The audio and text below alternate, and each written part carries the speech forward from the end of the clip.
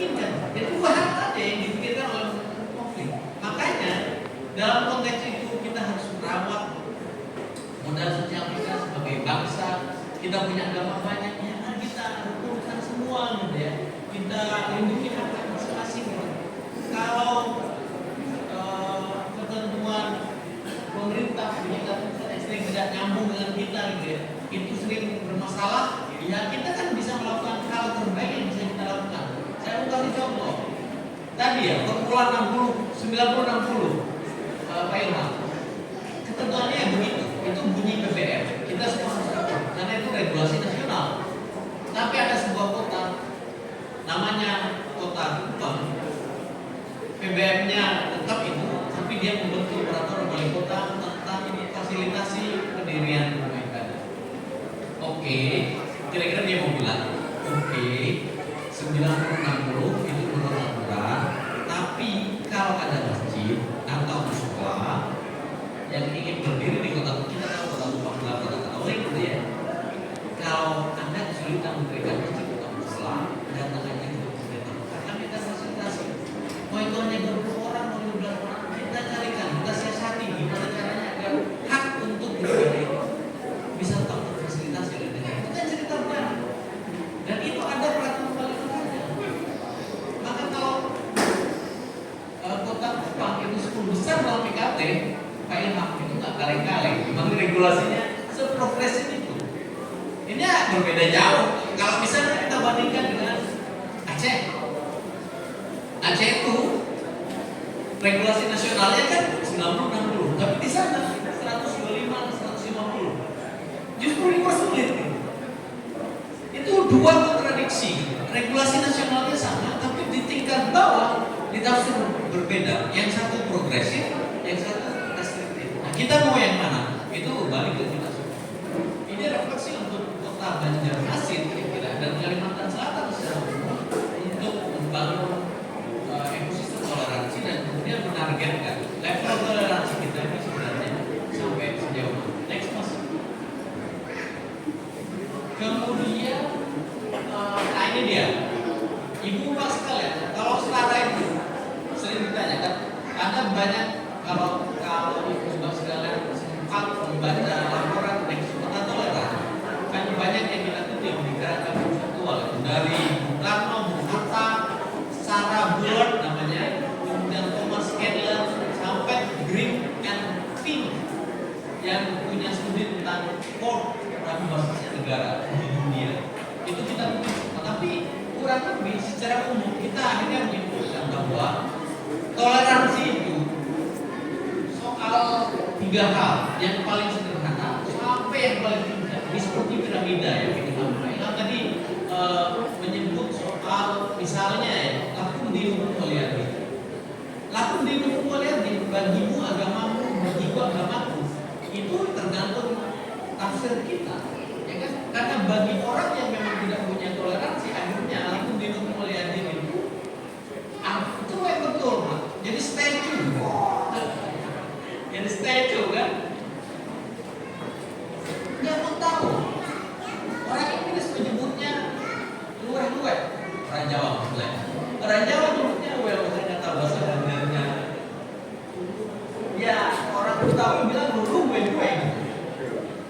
Padahal toleransi dari kata toleran yang artinya berkorban. Harus ada ilmu berkorban.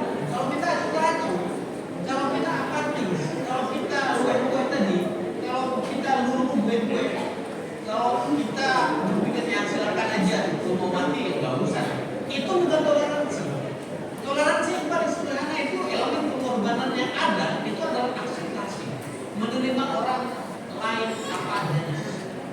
Itu yang seperti tadi dikatakan oleh Pak Ilham. Kita akseptasi.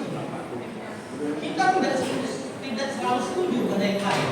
Nggak usah beda agama, beda organisasi dalam satu agama itu udah beda.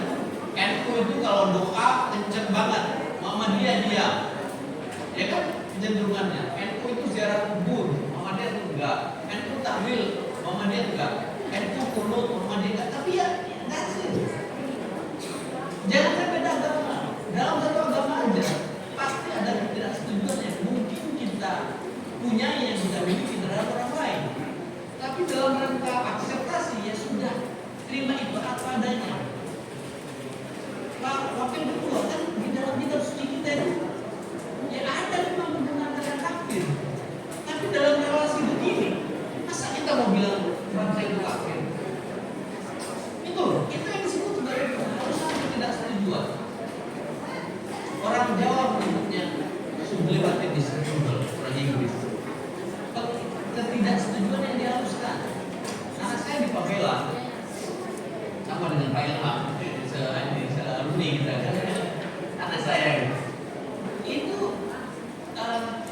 saya bilang begini anak saya, setahun dia di favela, kemudian setelah keluar, tetangga saya itu di rumah saya itu Katolik, kanan saya itu Kristen, dua rumah setelah yang Katolik ini itu Hindu, hanya 3 agama itu aja yang ada di kompleks saya. Dan saya mengatakan ke anak saya, nah, kamu boleh tidak setuju sama dia, tapi tidak setuju pada dia bukan alasan untuk kamu kemudian mengambil dia dan kemudian kamu ambil dia kafir, atau kamu ambil batu kemudian itu kepala karena enggak, bukan. Saya protes, tapi ya kata aku ada di dalam Al-Quran. Oh iya, tapi dalam relasi begini bukan saya setuju itu kan zamannya bangsa Naik Akhir itu kan bilang tidak boleh menggunakan kata kafir pada yang lain. Karena saya juga bertanya hal yang sama. Kemudian saya jawab begini, kalau kamu ingin mengatakan yang lain itu kafir, kamu datang ke kamar mandi, masukkan kepalamu ke bak mandi, jika yang keluar berubah-ubah, kan? Kafir itu sekuat-kuatnya lah kamu bilang kafir 100 kali itu. Tapi terhadap tetanggamu, anak tetanggamu, kamu tak boleh mengatakan meskipun mereka beda agama. Itu yang disebut sebagai sublimated disapproval. Ketika kita ingin, ketika ajaran agama kita membolehkan, tapi kita menahan diri, itu bagian dari pengorbanan. Itulah pengorbanan kita. Orang Madura itu kalau ditanya, berapa populasi Madura dari sisi agama? Orang Madura akan mengatakan 95% Islam, 5%-nya Muhammadiyah. Ya kan, Madura. Tapi nggak ada satupun regulasi di Madura yang melarang Muhammadiyah itu untuk eksis. Artinya, meskipun secara politik mereka sangat dominan dan dimungkinkan, mereka tidak pernah keluarkan regulasi.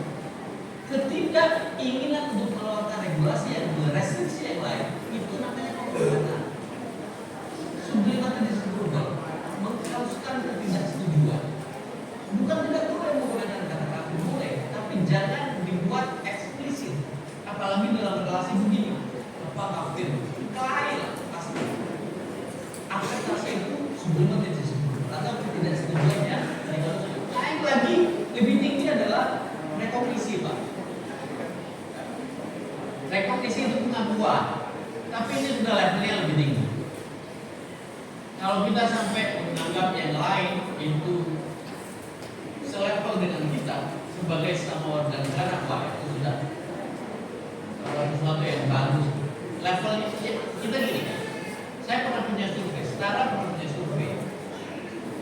Survei itu di tahun 2019 ada 2 pertanyaan yang membuat kami bahagia.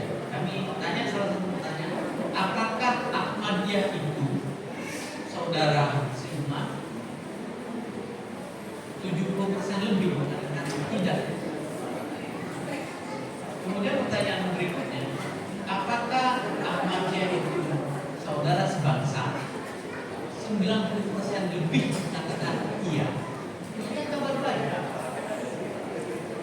Jadi kalau kita ini tidak bisa menganggap yang lain itu saudara seiman, ya minimal anggap yang lain itu saudara sesama warga negara, sebagai sesama yang bayar pajak, sebagai sesama yang berhenti kalau lampunya merah.